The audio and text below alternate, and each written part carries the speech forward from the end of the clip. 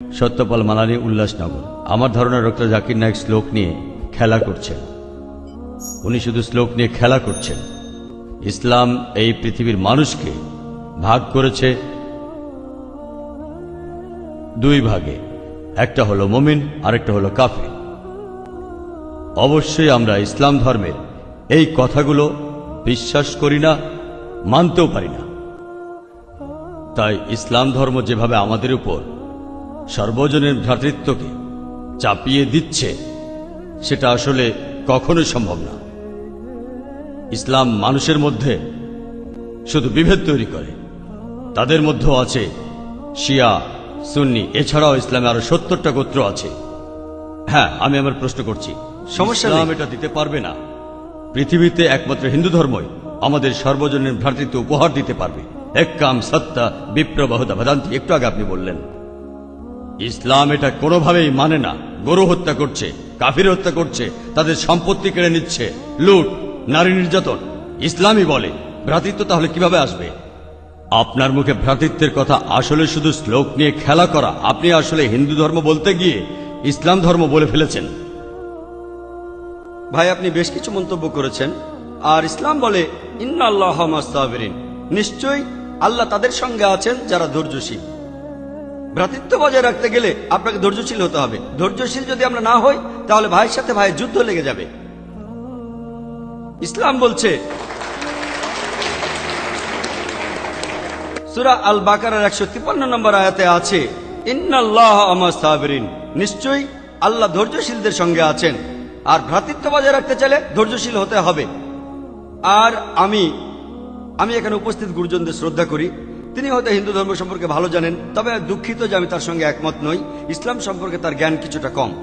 আর ওনার সাথে আমি একমত যে ইসলাম ধর্মে মানুষকে দুই ভাগে ভাগ করা হয়। একটা হলো যারা বিশ্বাসী মুমিন, আরেক দল হলো কাফির, উনি যেভাবে বললেন। আর প্রত্যেক ধর্মেই দুই প্রকার মানুষ আছে, এমনকি হিন্দু ধর্মেও হিন্দু আর অহিন্দু। খ্রিস্টান ধর্মে খ্রিস্টান আর অখ্রিস্টান, ইহুদি ধর্মে ইহুদি আর নন ইহুদি, ইসলামে মুসলমান আর অমুসলমান। তাহলে ইসলাম আলাদা হলো কি করে? আর আমি এখানে হিন্দু ধর্মের সমালোচনা করব না, আমি সমালোচনা করব না। কিন্তু আজকের এই লেকচারে আমি হিন্দু ধর্ম নিয়ে কথা বলবো, কারণ আমি বিভিন্ন ধর্মের একজন ছাত্র হিসাবে আমি বেদ পড়েছি, আমি উপনিষদ পড়েছি। তবে এখানে ছোট্ট একটা মন্তব্য করি। হিন্দু ধর্মগ্রন্থ বেদে আছে যে এই মানুষ জাতি সৃষ্টি হয়েছে সর্বশক্তিমান ঈশ্বরের 4টি অংশ থেকে। তার মাথা থেকে এসেছে ব্রাহ্মণ, বুক থেকে এসেছে ক্ষত্রিয়, আর উরু থেকে বৈশ্যরা ব্যবসায়ী জাত, আর পা থেকে শূদ্ররা বর্ণপ্রথা। আমি এটা নিয়ে মন্তব্য করতে আসিনি, আমি এটা চাই না। আমি চাই না হিন্দু ভাইদের মনে আঘাত দিতে। ইসলাম ধর্ম এটার অনুমতি দেয় না। আমি এসব নিয়ে মন্তব্য করছি না, কোনো ধর্মের সমালোচনা করছি না, আমি কারো সমালোচনা করছি না। আমি কথা বলছি না যে কোনো ধর্ম ভুল। তবে আপনি যদি ভালোভাবে বেদ পড়ে থাকেন, আপনি এখানে সবাইকে বলতে পারেন বেদে কথা বলে কিনা যে স্রষ্টার মাথা থেকে ব্রাহ্মণ এসেছে, তার বুক থেকে ক্ষত্রিয়রা এসেছে, উরু থেকে এসেছে বৈশ্যরা ব্যবসায়ী জাত, বিদ্বান গোত্র, যোদ্ধা গোত্র, ব্যবসায়ী গোত্র, শূদ্র। শূদ্ররা হলো সবচেয়ে নিম্নবর্ণের। আর ডক্টর আম্বেদকর এটা নিয়ে বই লিখেছেন। আমি সব খুলে বলছি না। হিন্দু ধর্ম আমি ভালোভাবে পড়েছি। আমি হিন্দু ধর্মের অনেক কিছু শ্রদ্ধা করি, বেশ কিছুর ব্যাপারে একমত নয়, এটা আমাকে আপনি বলতে বাধ্য করলেন। পবিত্র কোরআনে সূরা আনামের 108 নম্বর আয়াতে আছে, তাহাদিগকে গালি দিও না আল্লাহকে ছাড়িয়ে তাহারা যাহাদিগকে ডাকে, কেননা অজ্ঞানতাবশত তাহারা গালি দিবে আল্লাহ সুবহানাহু ওয়া তাআলাকে। এখানে আমি হিন্দু ধর্মের ভালো দিকগুলো নিয়ে বলেছি। কথাটা হলো তারা এক ঈশ্বরের ধারণায় বিশ্বাস করে। আপনার প্রশ্নের ব্যাপারে বলি যে আপনি বলেছেন মুসলিমরা তারা মানুষ খুন করে, এছাড়াও তারা হত্যা করে। আপনি বললেন গরু, ঠিক আপনি কথা বলেছেন। এই সবগুলো অভিযোগের উত্তর দেওয়া দরকার। সময় এখানে কম, কয়েকটার উত্তর দিচ্ছি। অন্য কেউ প্রশ্ন করেন, আপনাদের সবার ভুল ধারণাগুলো আমি ভেঙে দেব, আমারও ভালো লাগবে। আর ভুল ধারণাগুলো ভাঙিয়ে দিলেই তারা ইসলামকে ভালোভাবে বুঝতে পারবে। এজন্য আমার লেকচারে সবসময় একটা প্রশ্নোত্তর পর্ব থাকে। আর আমরাও বলি, যখন কেউ সমালোচনা করে আমারও ভালো লাগে। যত বেশি সমালোচনা হবে তত বেশি বোঝাতে পারবো, তত ভালো করে ইসলামকে বুঝতে পারবেন। আমিও সেটাই করি। ইসলামও বলে সত্যকে ছড়িয়ে দিতে। হিকমার সাথে পবিত্র কোরআনে সূরা নেহালের 125 নম্বর আয়াতে আছে, উদু ইলা সাবিলি রাব্বিকা বিল হিকমা ওয়াল মাউযিতিল হাসনা ওয়াজাদিলুম বিল্লাতি। মানুষকে প্রতিপালকের পথে আহ্বান করো হিকমত আর সদুপদেশ দ্বারা। আর উহাদের সহিত তর্ক করিবে সবচেয়ে উত্তম পন্থায়। যখন বলা হয় আমরা আমিষ খেতে পারবো কিনা, গরু ছাগল কোরবানি দেয় ইত্যাদি, আর অনেক অমুসলিমই বলবে মুসলমান আপনারা সবাই নিষ্ঠুর মানুষ, প্রাণী হত্যা করেন। ভাই আপনাদের আমি বলি, একজন মুসলমান খুব ভালো মুসলমান হতে পারে, এমনকি যদি সে পুরোপুরি ভেজিটেরিয়ান হয়।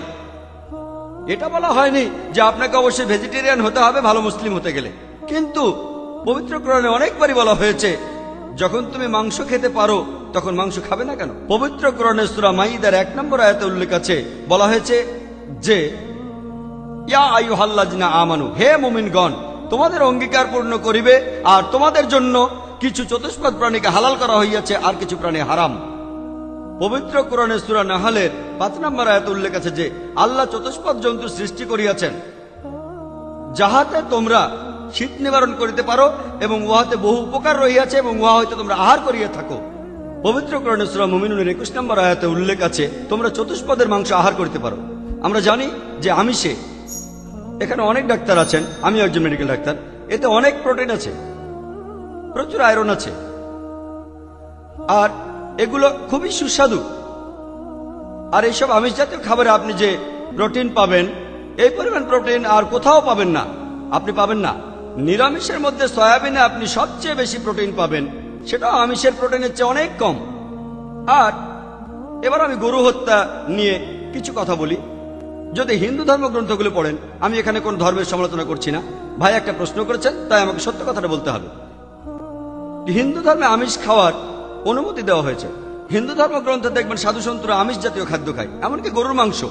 পরবর্তীতে অন্যান্য বেশ কিছু ধর্মের প্রভাবে, যেমন ধরুন জৈন ধর্ম ইত্যাদি, মানুষের উপর অহিংসার দর্শনের প্রভাব এসে পড়ল, তারা প্রাণী হত্যা বাদ দিল, তারা এই দর্শনটাকে তাদের জীবনধারায় যোগ করল। তবে ইসলাম ধর্ম প্রাণীদের অধিকারের কথা বলে থাকে। শুধু প্রাণীদের অধিকার নিয়ে আমি একটা লেকচার দিতে পারি। পবিত্র কোরআনে আছে পশুর উপর বেশি বোঝা চাপিও না, তাদের প্রতি সদয় হও, তাদের খাদ্য দাও, কিন্তু প্রয়োজনে তোমরা তাদের মাংস খাইতে পারো। আর যদি আপনি অন্যান্য ধর্মগুলো ভালোভাবে দেখেন, অনেকে আমিষ খেতে বারণ করেছে। এই দর্শনের ভিত্তিটা হলো এই যে আপনি প্রাণী হত্যা করবেন না, কারণ তাদের জীবন আছে, সে কারণে আমিষ খাওয়াটা অন্যায়। আমি এর সাথে একমত। যদি কোনো মানুষ এই পৃথিবীতে মানুষ হত্যা না করে থাকে, সেখানে আমিই থাকবো সবার উপরে। সর্বজনীন ভ্রাতৃত্ব হিন্দু ধর্মে আছে যে সব প্রাণী আপনার ভাই। প্রত্যেক প্রাণী হোক সে সাপ, পাখি অথবা পতঙ্গ। আমি আপনাদের একটা প্রশ্ন করছি যে কোন মানুষটা হাজার হাজার ভাইকে না মেরেও 5 মিনিটের জন্য বেঁচে থাকতে পারে? এখানে যারা মেডিকেল সায়েন্স পড়েছেন তারা ভালো বুঝতে পারবেন যে আপনারা যখন নিঃশ্বাস নেন তখন আপনার শরীরে প্রচুর ময়লা জীবাণু ঢুকে, সেগুলোকে মেরে ফেলেন। তার অর্থ এই ধর্মে বাঁচার জন্য আপনার ভাইদের আপনি মেরে ফেলছেন। ইসলামের সর্বজনীন ভ্রাতৃত্ব বলে মানুষ জাতির প্রত্যেকেই আপনার ভাই। বিশ্বাসের ভ্রাতৃত্বে প্রত্যেক মুসলমানই ভাই ভাই, প্রত্যেক প্রাণীই আমার ভাই নয়। তবে অন্য প্রাণীদের রক্ষা করতে হবে, তাদের ক্ষতি করবেন না, বিনা কারণে তাদের অত্যাচার করবেন না, তবে প্রয়োজন হলে সেগুলোর মাংস খেতে পারেন। তাই যে দর্শন বলে আমিষ খাবার খাওয়া অন্যায়, কারণ এখানে আপনি প্রাণী হত্যা করছেন, বিজ্ঞান প্রমাণ করেছে, এমনকি গাছপালারও জীবন আছে, আপনারা জানেন। তাই একথা এখানে খাটছে না যে প্রাণী হত্যা করা অন্যায়। তাই এখন তারা যুক্তিটা পাল্টে বলল যে আচ্ছা গাছেরও জীবন আছে, তবে তারা ব্যথা অনুভব করে না, তাই গাছ হত্যার চেয়ে প্রাণী হত্যা অনেক বড় অপরাধ। আর আজকের দিনে বিজ্ঞান উন্নত হয়েছে, আমরা জানি গাছও ব্যথা অনুভব করে, এমনকি গাছও কাঁদতে পারে, গাছেরও ভালো লাগতে পারে। তাই গাছ ব্যথা অনুভব করে না, এটা টিকলো না। এখানে ব্যাপারটা হলো যে গাছের কান্না মানুষ শুনতে পায় না, কারণ মানুষ কানে যে শব্দ শোনে সেটা সীমা 20 সাইকেল পার সেকেন্ড থেকে 20,000 সাইকেল পার সেকেন্ড।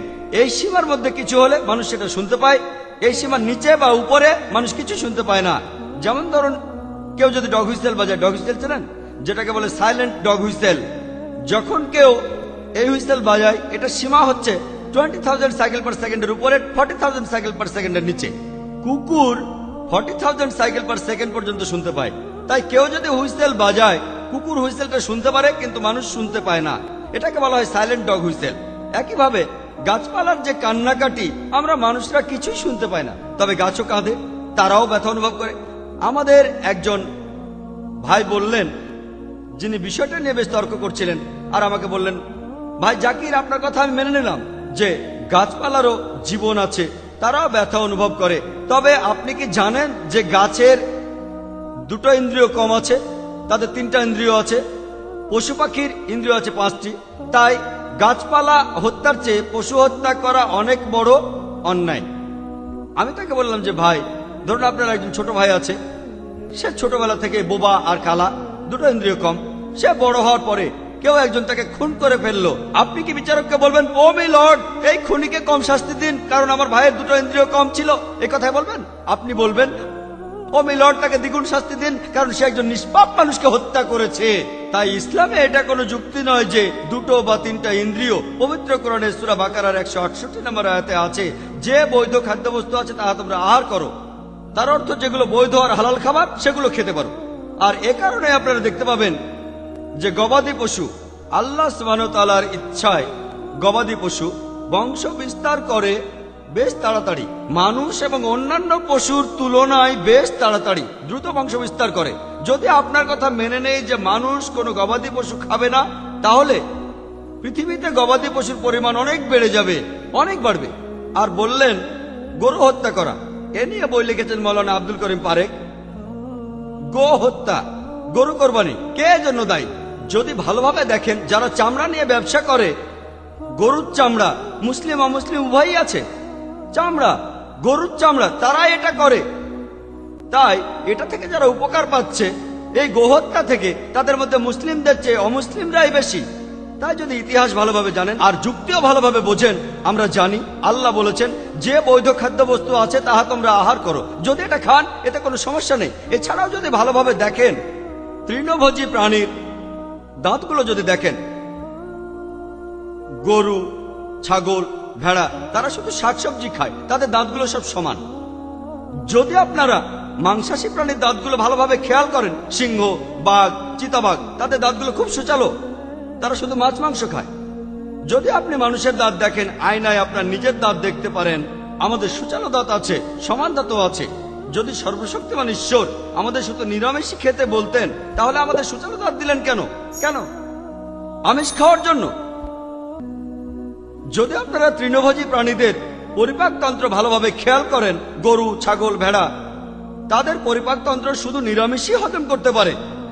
মাংসাশী প্রাণীগুলোর পরিপাকতন্ত্র, বাঘ, সিংহ, চিতাবাঘ, তারা শুধুমাত্র আমিষ হজম করতে পারে।